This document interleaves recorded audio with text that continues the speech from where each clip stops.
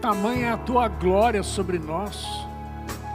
E nessa presença nós somos transformados. Tamanho é o teu poder. Nós te amamos, Senhor. Nós te amamos. Obrigado, Senhor. Obrigado, Pai. Aleluia. Amém, irmãos? Você pode se assentar? Glória a Deus. Obrigado, pessoal da música. Se o pastor Mateus quiser me acompanhar aí, eu agradeço muito. Glória a Deus. Oh, aleluia. Ó, vou falar para vocês são crentes mesmo, viu? Com essa chuvinha, um frizinho de hoje, tá todo mundo aqui. Eu vou te contar, viu? Povo crente. Aleluia. Deus é bom, amém? Abre sua Bíblia comigo em Romanos, capítulo de número 12. Romanos, capítulo de número 12.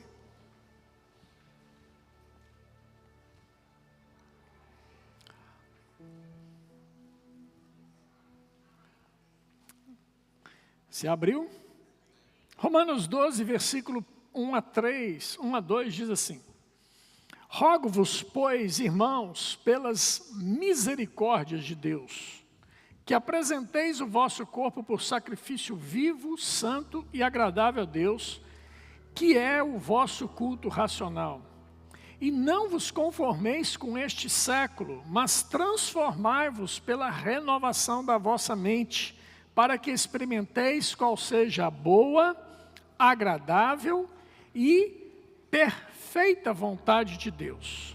Pai, obrigado pela tua palavra. Ela é poderosa em si mesmo para transformar nossas vidas, ó Pai. Mas ainda assim nós queremos submeter os nossos corações, as nossas vidas ao ministério do teu Espírito Santo. Reconhecemos a tua presença dentro de nós e a tua presença sobre nós, e por isso nos submetemos a ti em todo o tempo. Abrimos nossos corações para receber com mansidão essa palavra, e ela vai produzir todo o fruto para o qual ela está sendo semeada em nossos corações. Seremos transformados e viveremos por essa palavra em o nome de Jesus. Amém? Amém, igreja? Oh, aleluia, glória a Deus. Você não dorme não, hein?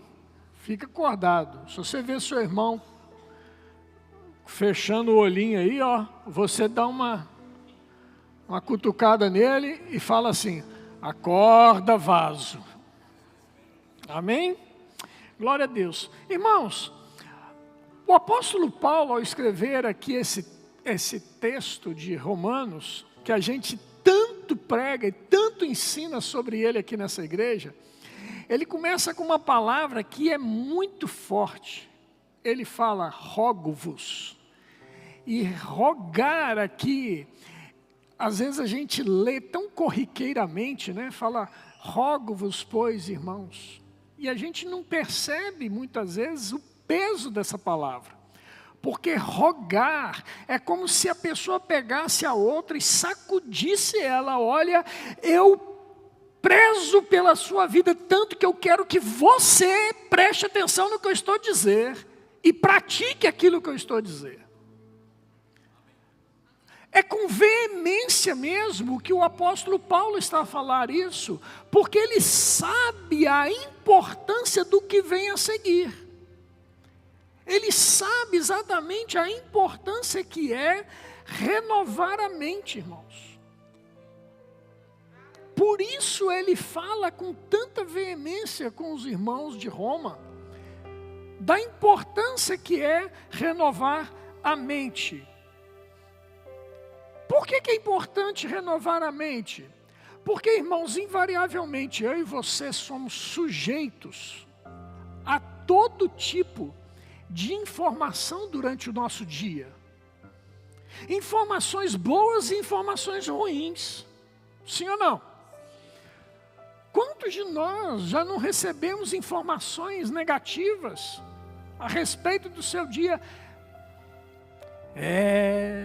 Vou sair para trabalhar, vai ser uma bênção. Mas toma cuidado, porque vem chuva e a voz da pessoa chega até a ficar mais grave, né? Cuidado. Parece filme de terror, irmão.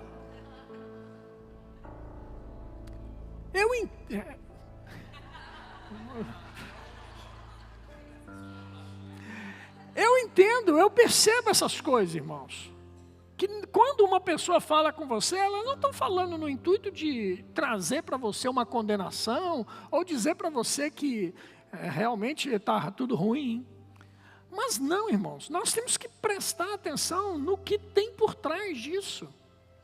Que apesar da pessoa não desejar que você passe por um momento difícil, ela está te alertando por um momento difícil, e talvez você fique com aquilo na cabeça.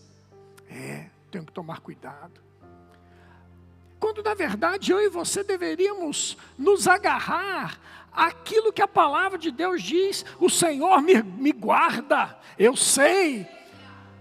Como nós acabamos de cantar essa canção aqui, eu sei que o Senhor, Ele é poderoso para me guardar em todo tempo, irmãos. Então eu ando sabendo que Ele me guarda. Amém, irmãos? Mas quantas outras informações negativas que chegam até você, e você é bombardeado com isso. E aí você vai ficando, às vezes, até mesmo deprimido, com tanta informação ruim que chega para você. Ou isso só aconteceu comigo? Sabe, tanta informação, você é bombardeado, você todo o tempo, chegam coisas, você fala assim: para tudo, que eu quero descer. Esse autocarro está me levando para o sítio que não é o sítio que eu quero ir, não. Ele está me levando para Algures.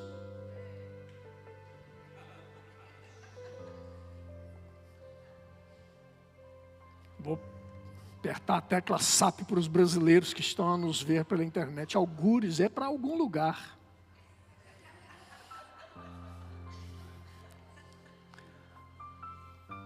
Percebe, irmãos?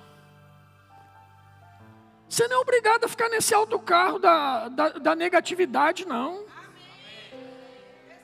Se você percebe que seu autocarro está te conduzindo para algures de negativos, você carrega no botão e pede para, não é? Carrega no botão e pede para descer. Na primeira paragem que tiver. Você não é obrigado a ficar caminhando para um sítio que você sabe que não está indo bem, irmãos. E como é que você faz isso? A informação negativa chega, vai para a Bíblia, irmãos. Vai ler a Bíblia, vai meditar na Bíblia. A palavra de Deus é o seu manual de regra, de fé, de prática. É o seu manual de vida. E ela tem o poder de renovar a sua mente. Não se conforme com o que está sendo dito, mas renove a sua mente. Amém?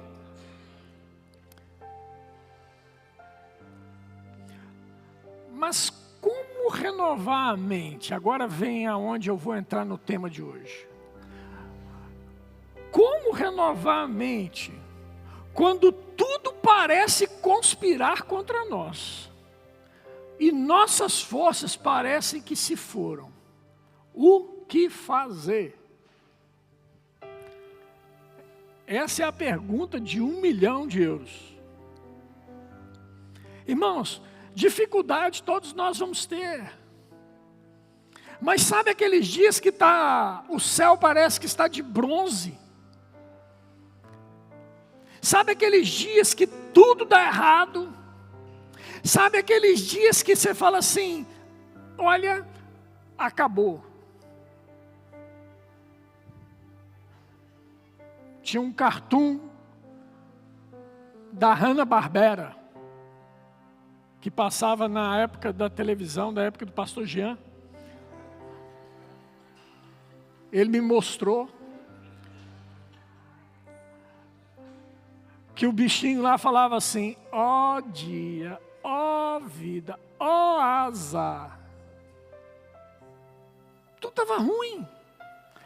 Sabe aquele dia que está tudo parecendo ruim? E aí, o que você faz? Como que você renova a mente nesse dia? Como que você percebe essas coisas acontecendo com você e você encontra forças para poder buscar a palavra de Deus? Você não quer nem ler. Aquele dia que você quer fazer aquela oração assim, Senhor, Tu sabes. E pronto, acabou. A oração máxima que você consegue fazer é essa. Porque você está sem forças. Você está arrasado emocionalmente. Irmãos, deixa eu te falar.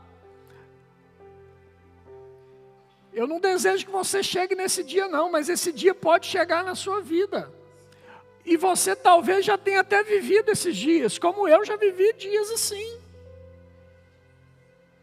Mas é preciso fazer algo, e é isso que eu quero mexer com você nessa manhã, para que você não perca isso de vista. Que Deus está com você até nesses dias. Ele não se esqueceu de você nesses dias. Amém?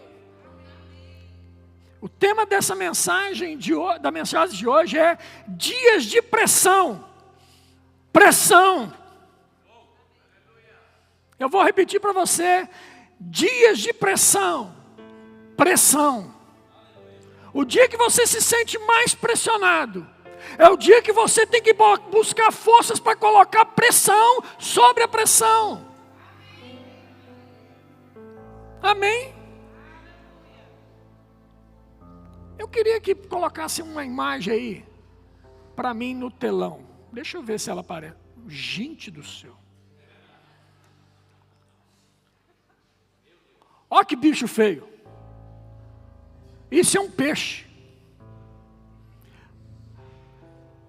Ele vive na região abissal dos mares. Gostei desse nome, abissal. Esse peixe, ele tem algumas características interessantes que nós vamos falar daqui a pouco sobre ele. O nome dele é peixe-diabo. Tem mais um outro nome que eu esqueci. Peixe-diabo, ó. Coitado do bicho. Mas ele vive na região abissal, provavelmente a 2.000 metros de profundidade. Nenhum ser humano é capaz de sobreviver a essa profundidade. Mas esse ser, ele sobrevive. Para você que está mais familiarizado aí, esse é o peixinho que quase consegue convencer a Dory.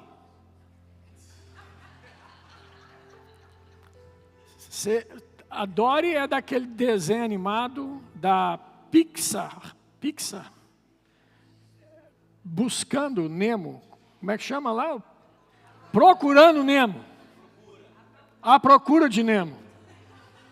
Não é isso? A procura de Nemo? Pois é. E a Dory é aquele peixinho. E esse peixe, ele tem uma anteninha ali, que você pode ver, ó. Ele tem uma luzinha. Essa luzinha atrai a Dory. Atrai Rafael, atrai Márcio, atrai umas pessoas assim, né? Que são mais distraídas. Se vê uma luzinha, vai junto. Esse peixe, ele tem essa capacidade de atrair as presas. Jéssica também. Eu sei que tem mais uns outros aí também. Glória a Deus, hein? Mas ele tem 3 características que eu queria que a gente meditasse um pouco sobre elas.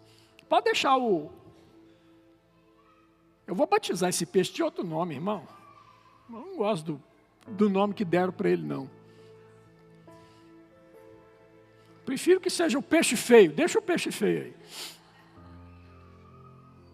Olha só.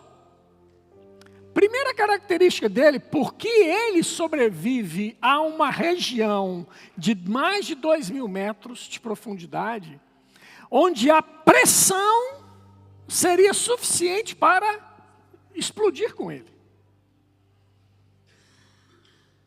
Percebe isso? Se você descesse lá, você automaticamente iria explodir. Puf, pulverizado. Já pensou que coisa? Então lá embaixo não é um lugar bom para nós irmos não, irmãos. Assim como também lá em cima também não é um bom lugar para nós irmos. O lugar para nós ficarmos é aqui, ó. Pisando em terra firme. Glória a Deus. Foi por isso que o Senhor nos criou para ficar aqui. Primeira coisa que ele tem flexibilidade. O seu corpo é flexível. Ele não tem uma espinha que permita a ele rigidez. Não, ele é flexível. E essa flexibilidade, eu posso entender, e eu quero fazer uma analogia para nós aqui, a mim e a você, sendo adaptáveis à palavra e ao Espírito Santo. Em meio à pressão, quando mais profundo nós estivermos, quando maior for o caos na nossa vida, eu e você temos que estarmos flexíveis para a palavra de Deus e para aquilo que o Espírito Santo quer fazer em nós e através de nós. Nós não podemos ser rígidos, no sentido de não só dar certo se for do meu jeito. Não, irmãos. Vai dar certo se for do jeito do Espírito Santo. Percebe? Se for do seu jeito, irmãos, já tinha dado certo há mais tempo. Mas é justamente porque não é do seu jeito, não é do meu jeito, e é do jeito da palavra de Deus, é que nós precisamos sermos flexíveis para nos voltarmos para Ele, para o Senhor da palavra e para a sua palavra. Amém, irmãos? Nós não podemos negociar isso. Nós não podemos negociar com jeitinhos. Aí nós brasileiros somos mestres em jeitinho, né? Com a palavra de Deus não tem jeitinho, irmãos. O que é, o que não é, não é. O que é santo, o que é impuro, é impuro. Percebe? Não dá para dar jeitinho, não dá para negociar com o pecado, não dá para negociar, flertar com aquilo que o Senhor não permite que eu flerte. A palavra de Deus nos dá direções, irmãos, e eu não posso fugir dela. Você não pode fugir dela. Nós precisamos nos submeter à palavra de Deus, ao Espírito Santo e às direções que Ele nos dá, para que nós não nos sucumbamos às pressões. Amém? Colossenses capítulo 3, versículo 1 diz assim: portanto, se fostes ressuscitados juntamente com Cristo. Tem alguém que foi ressuscitado juntamente com Cristo aqui? Fala assim: eu fui ressuscitado com Cristo. É isso, porque você não está mais morto como era antigamente, irmãos. Você estava morto nos seus delitos e pecados. Nós estávamos mortos nos nossos delitos e pecados. Mas a partir do momento que aceitamos a Jesus Cristo como Senhor e Salvador de nossas vidas, nós saímos de uma condição de mortos espirituais para vivos para a eternidade no Senhor. E ele continua dizendo, se nós formos assim, ele fala, buscai as coisas lá do alto, onde Cristo vive. Presta atenção que ele está, olha só, ele está dizendo aqui, buscai. Ele não está mandando você meditar nas coisas lá do alto, não. Ele está mandando você buscar. Ei, presta atenção, busque as coisas lá do alto. Porque meditar na palavra de Deus, você já deveria estar meditando, conforme diz lá em Romanos 12, 2. Aqui em Colossenses ele está falando, busque nas coisas lá do alto. É importante que você busque as coisas do alto, porque as coisas do alto já existem para mim e para você. Vivermos aqui nessa terra. Se eu estou no momento de passar por dores, se eu estou no momento de passar por tribulação, se eu estou no momento de passar por dificuldades, eu busco lá do alto as ferramentas necessárias para que eu passe pelas tribulações, para que eu passe pelas angústias, para que eu passe por esse deserto e não fique preso nele. Aleluia! Busque as coisas lá do alto, onde Cristo vive, assentado à direita de Deus. E agora sim, pensai nas coisas lá do alto. Ele manda eu buscar e manda eu pensar. Eu busco lá do alto as ferramentas que eu preciso. E Ele manda eu pensar lá no alto. Porque quando eu penso lá das coisas do alto, a minha mente para de pensar na terra, para de pensar nos problemas, para de pensar nas dificuldades, para de pensar em tudo aquilo que não presta. E eu começo a viver coisas maravilhosas em Deus. Porque lá no alto, irmãos, é lugar de glória. Oh, aleluia! Agora o Senhor Jesus, Ele nos ensinou, seja feita a minha vontade, como ela é feita no céus. Seja feita aqui na terra, a minha vontade, como ela é feita no céus. Então quando eu penso lá nos céus, eu começo a perceber a vontade de Deus, que está sendo feita lá no céu, e trago isso aqui para a terra. Aleluia. Primeira coisa desse peixe, que ele é flexível. Segunda coisa, ele não tem espaço para se encher de ar. Ele é meio que gelatinoso, todo o seu ser.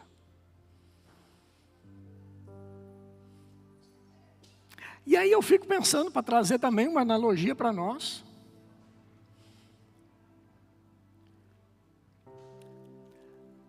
Eu não me preocupo, nós não devemos nos preocupar com quem levará o crédito. Porque quando eu não me preocupo com quem vai levar o crédito, eu estou revelando uma postura de alguém humilde e não de soberbo. Porque o soberbo, ele fica preocupado com se ele vai levar o crédito. Ele pensa em si mesmo. É os tapinhas nas costas. Parabéns, pastor Jean, o senhor foi lá em Leiria ontem, socorreu o pessoal. Não entendeu nada.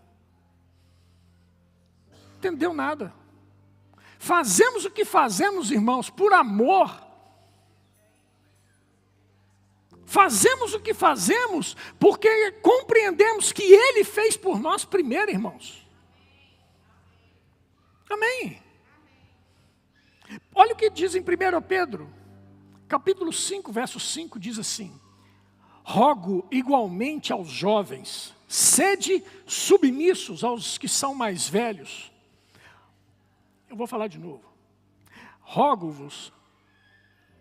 igualmente aos jovens, sede submissos aos que são mais velhos.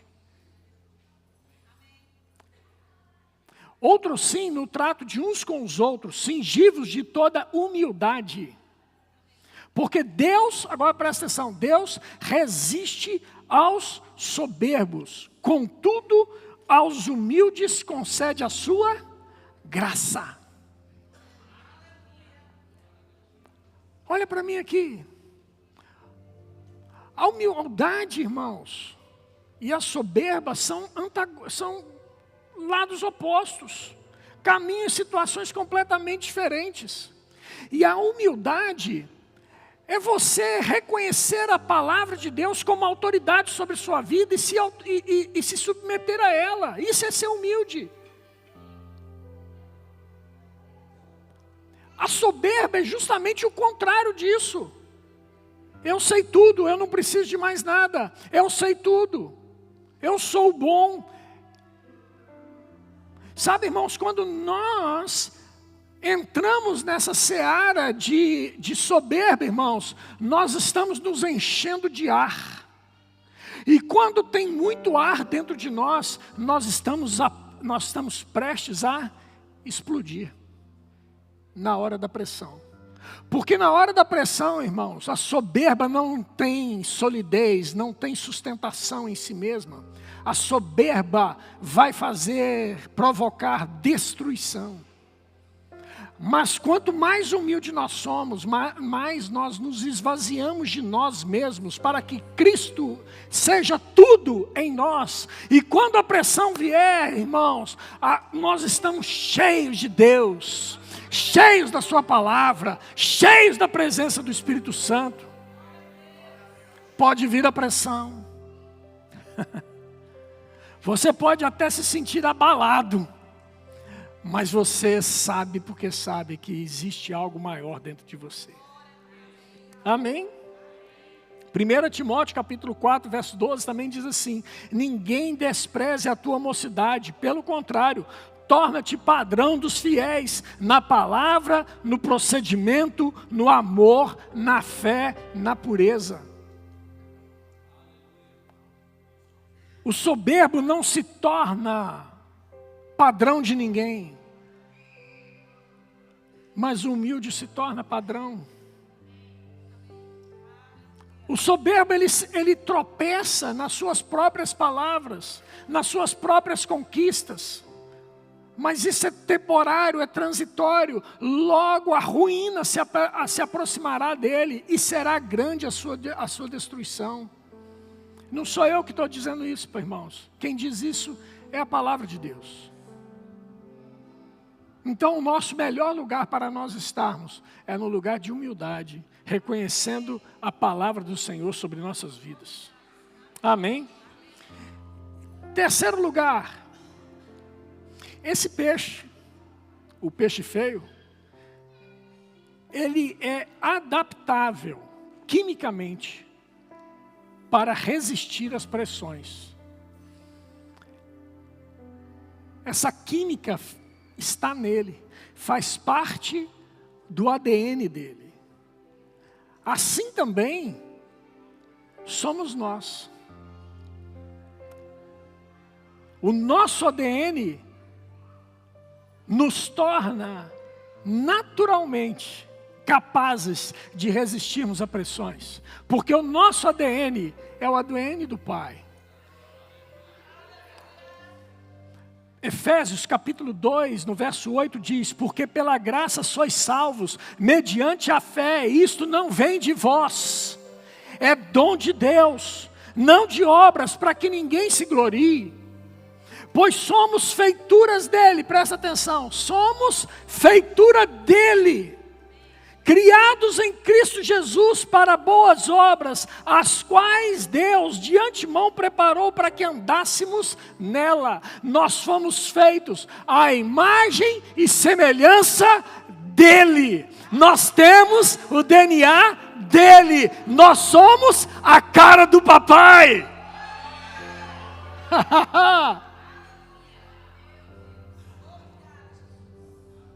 Você já imaginou, por um instante,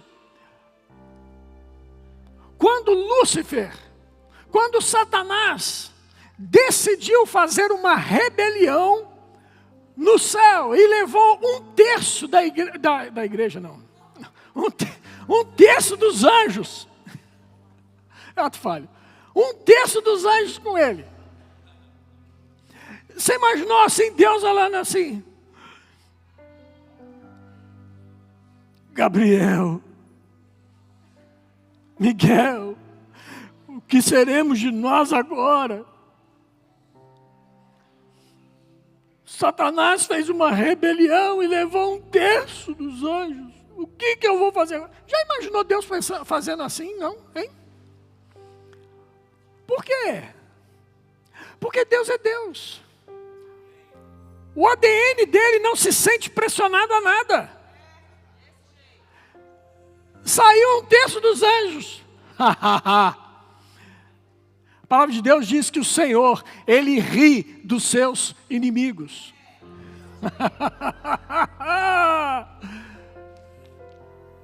É o DNA dele, é o ADN dele. No ADN dele não está contido o ser pressionado. Por quê? Porque ele sabe quem ele é. No nosso ADN, irmãos, nós somos a imagem e semelhança dele. Justamente para que nós possamos ser iguais a ele. A pressão veio, eu sou igual ao meu pai. Eu vou rir dos meus inimigos. Desse jeito, irmãos. Aleluia. Pensando, meditando nessa mensagem, eu lembrei de uma situação de pressão que a Bíblia relata. E eu gostaria de ler essa passagem com você, mas eu gostaria de dar um pano de fundo para você compreender esse texto que eu vou ler. O texto está lá no livro de Esther. Esther era uma mulher judia. E ela casou-se com um rei de outra nação, que levou o povo judeu preso. Só que havia um homem lá, no meio do povo, no meio dos amigos do rei, que queria destruir o povo judeu. E ele fez uma conspiração para que o rei decretasse algo que fosse contra o povo judeu e todos fossem exterminados. Só que esse intento chegou ao conhecimento de Esther. E Esther já era rainha. E ela, como judia, ela precisava intervir junto ao rei. Mas, presta atenção, a cultura daquela época era uma cultura que não é como hoje. Eu tenho ali, Elisiane, então, o que nós vamos fazer amanhã? Não é uma conversa assim, como você tem com o seu cônjuge. Para a rainha Esther chegar e falar algo na presença do rei, ela tinha que encontrar graça e favor perante o rei. E ela saberia se encontrou graça e favor diante do rei, se o rei estendesse o seu cetro para ela. Se ele não estendesse o cetro para ela e ela tentasse entrar na presença dela, ainda que ela fosse rainha, ela seria morta sumariamente. Tenso, hein? E esse é o contexto. E agora vamos lá. Esther, capítulo 4, verso de número 15.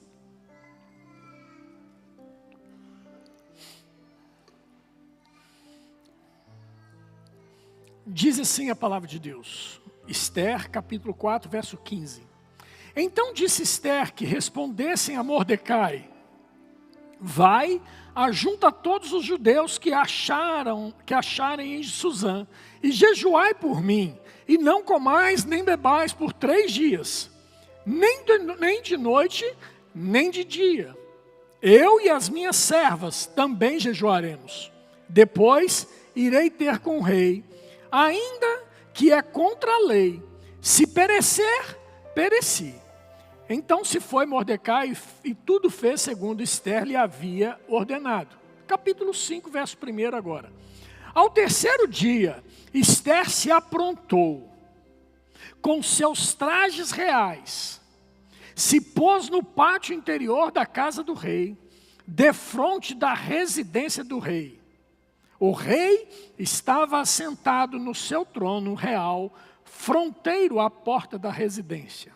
Para aqui um pouquinho, olha para mim. Esther estava pressionada. Ela e o seu povo iria ser dizimado. Agora a palavra está certa, né? Obrigado ali, ó. Agora o povo ia ser dizimado. Destruído.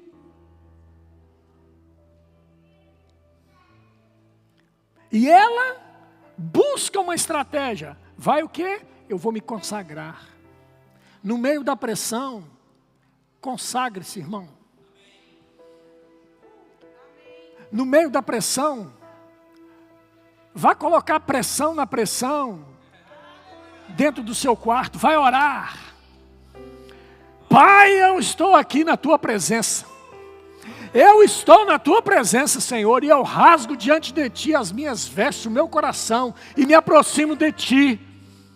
Eu estou passando por essa pressão, mas eu não aceito essa pressão que eu estou a passar, porque o Senhor vive em mim, e eu sou filha tua. E eu busco diante do Senhor uma estratégia para eu poder passar por essa pressão. Esther fez isso. E a estratégia chegou para ela. E aí, essa estratégia é mais velha do que andar para frente. A mulher se arrumou.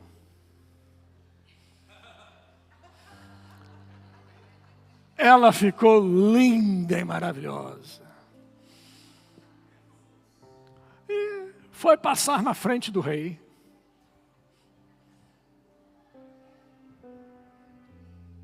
Lá na minha terra a gente diria assim: uau, que mulherão, uau, que avião, uau, que linda. E vai aí os adjetivos afora. E o rei lá estava sentado no seu trono, com o seu cetro.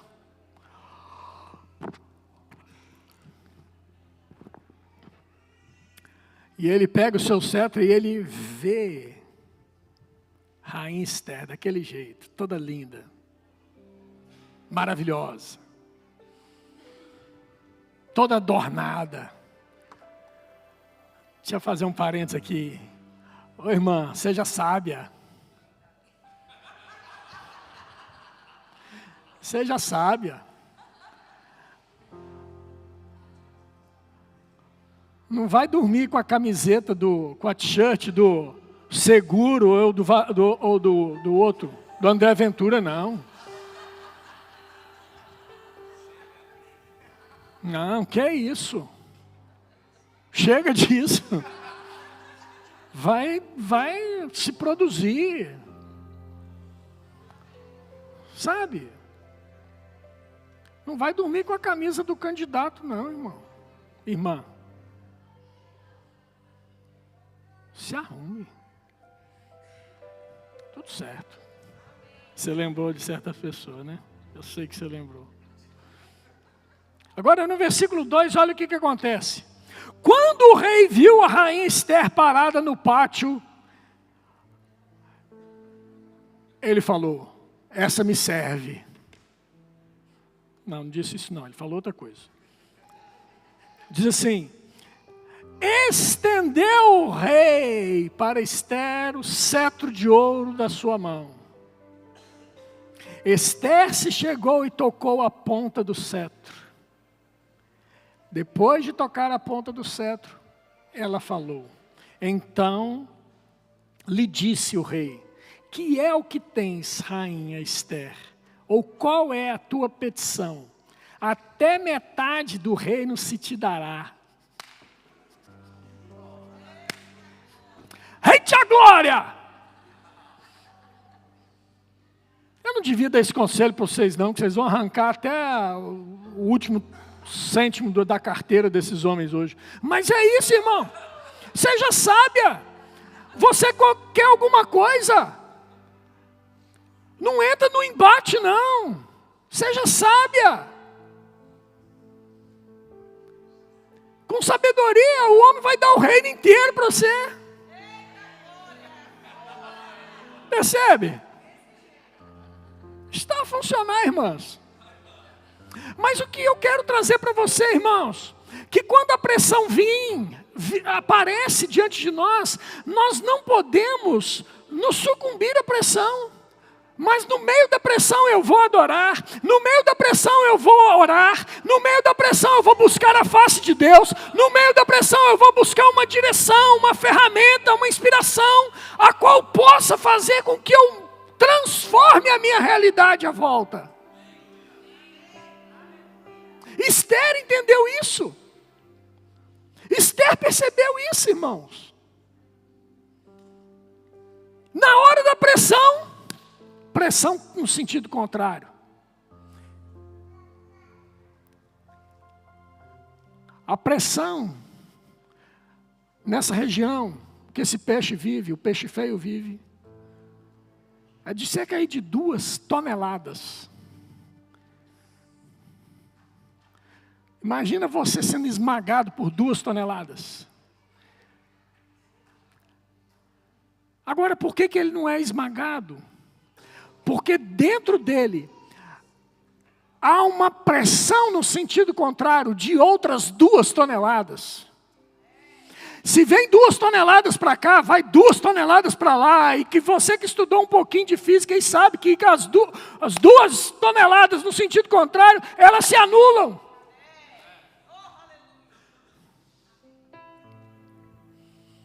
Se a pressão está grande sobre a sua vida, exerce uma pressão grande no sentido contrário. E essa pressão vai ser anulada pelo poder da palavra de Deus. Aleluia! É assim, irmãos. Nós não precisamos nos sucumbir. Nós não precisamos nos deixar derrotarmos. Mas nós podemos, irmãos, tomar uma atitude de fé.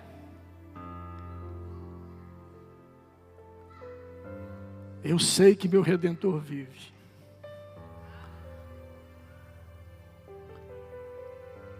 Eu sei que Ele é poderoso para fazer infinitamente mais.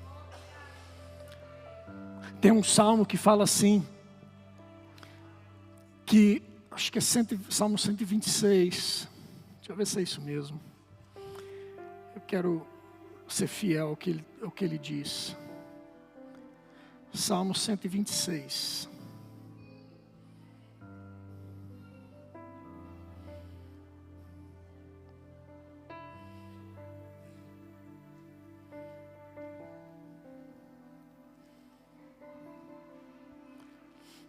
Ele diz assim: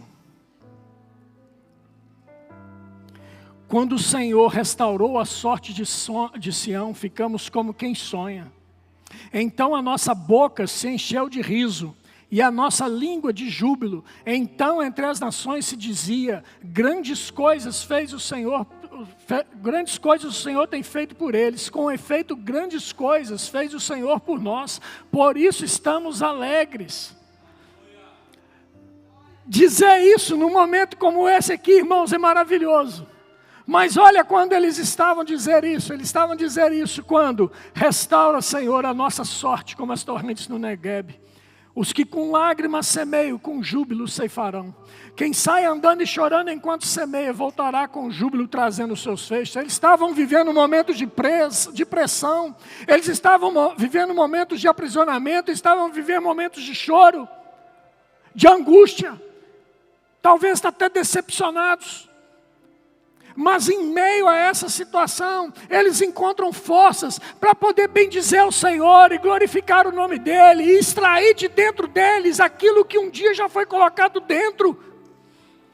Ei, irmãos, no momento de pressão, o que você o que vai sair da sua vida?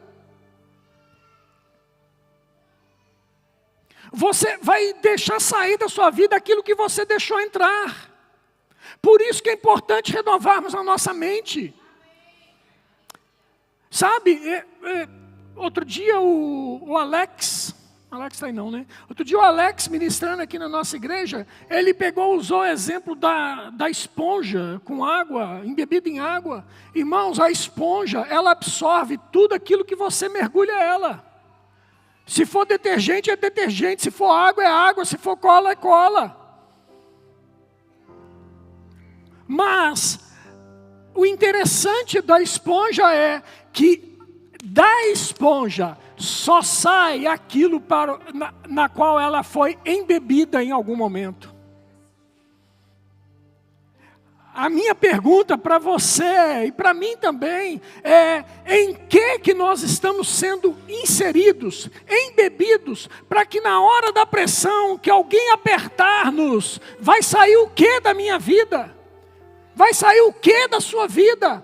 Não pode sair mentira, não pode sair da sua boca palavra contrária, não pode sair da sua vida aquilo que não seja a palavra de Deus, não pode sair da sua vida a concordância com as circunstâncias, a concordância com este mundo, mas tem que sair da sua vida a concordância com a palavra de Deus.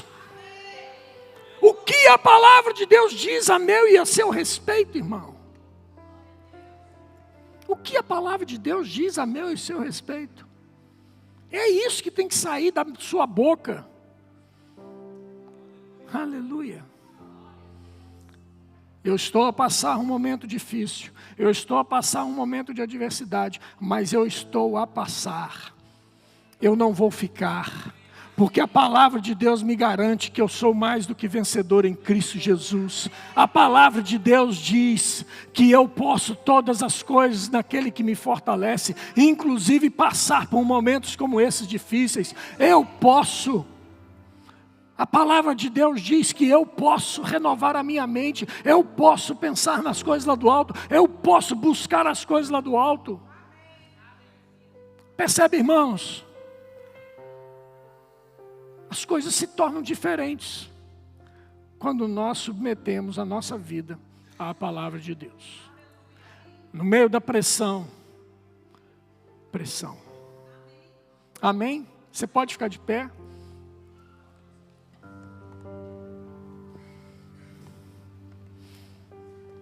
Por acaso tem alguém aqui que ainda não tenha feito de Jesus o Senhor e Salvador da sua vida? E gostaria de entregar a sua vida a Jesus hoje? Ontem eu estava conversando com uma pessoa. Tive uma conversa muito boa com essa pessoa. E ela disse que ela tem muita fé. E eu falei assim: que maravilha. Que bom que você tem fé. Mas, porventura, você teve a oportunidade de confessar a Jesus Cristo como Senhor e Salvador de sua vida? E essa pessoa ficou meio assim, sem compreender muito o que eu estava a dizer para ela.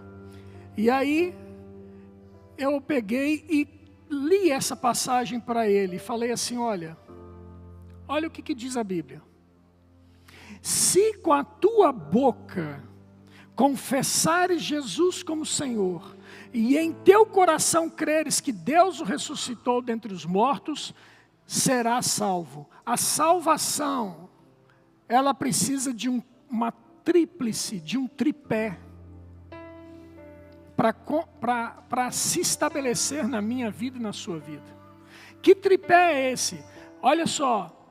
Se com a tua boca confessares Jesus como Senhor, e em teu coração crer, eu preciso crer. Eu preciso crer. Segunda coisa, eu preciso confessar com a minha boca que Ele é o Senhor. Se não tem essa tríplice, não acontece nada. Jesus pode até ter morrido, você acredita, Jesus morreu por mim, acredito nisso. Mas se você não confessou isso, você vai para o inferno desse mesmo jeito. Percebe? Eu preciso crer naquilo que Ele fez e confessar com a minha boca, para fechar o círculo da salvação na minha vida. A pessoa pegou e naquela hora ela entendeu isso, ela percebeu isso e falou assim: então eu preciso disso. Eu falei assim: então vamos orar, eu vou te ajudar. E eu fiz a oração de confissão com ela. E é isso que eu vou fazer com você agora. Você precisa fechar esse círculo de salvação na sua vida. Você até crê que Deus enviou Jesus. Você crê que Jesus morreu por você, mas você precisa dizer com a tua boca isso, para fechar esse círculo de salvação na sua vida. Então ora assim comigo, fala: Senhor meu Deus, nessa manhã eu compreendi a tua palavra, e eu declaro com a minha boca, que Jesus Cristo é o meu Senhor e meu Salvador. Eu declaro que Ele veio nessa terra, morreu na cruz, para perdoar os meus pecados, e me dar salvação e vida eterna. Eu faço dele o meu Senhor e o meu Salvador. Amém? Se você está aqui e fez essa oração pela primeira vez, levante sua mão, eu quero conhecer você e orar por você. Tem alguém aqui? Todos salvos? Se você está na internet e fez essa oração conosco pela primeira vez, deixa o seu nome. Eu quero conhecer você, eu quero orar por você. Amém? Outra coisa que é importante nós sabermos, que aquilo que Jesus fez na cruz por nós, morrendo lá por nós, Ele nos deu uma salvação, mas essa salvação tem outras coisas importantes envolvidas, e uma delas é que nós temos direito à cura divina. Amém? A palavra diz lá em Isaías capítulo 53, a partir do verso 4, fala assim, que o Senhor Jesus, Ele tomou sobre si todas as nossas dores e enfermidades. Quantas que Ele tomou? Todas as nossas dores e enfermidades. Não foram algumas, não foram as que existiam na época, foram todas as nossas dores e enfermidades. O castigo que nos traz a paz estava